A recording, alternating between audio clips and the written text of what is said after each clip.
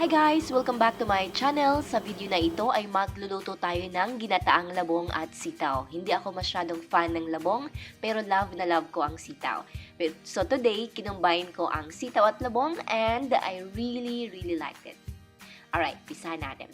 First, kailangan natin ng pork, bamboo shoot, sitaw, red onions, garlic, ginger, coconut milk, soy sauce, sili, ground black pepper, salt, tubig, at saka cooking oil. Sa lista ng mga ingredients, check nyo ang description box below.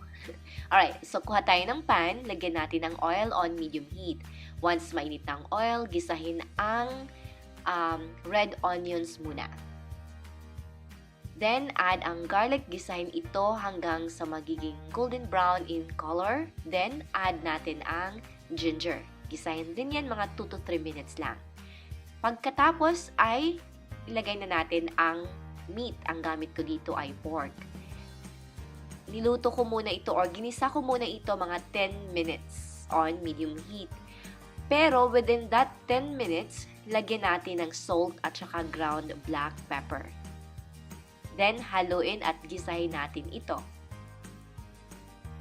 So as what I have said, ginisa ko ito muna mga 10 minutes bago ko i-add yung next na ingredients, which is yung soy sauce.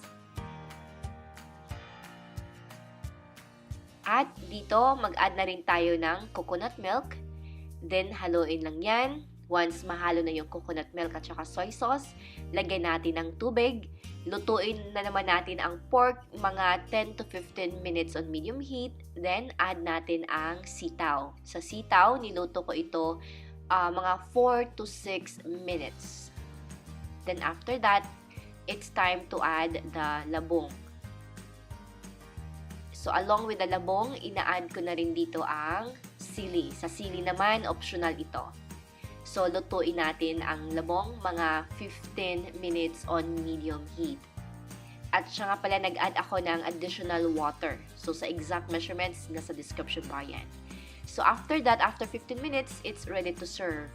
And again, in cooking naman, it's all about your taste. So adjust it according to your desired taste. Yun lang, and thank you so much for watching.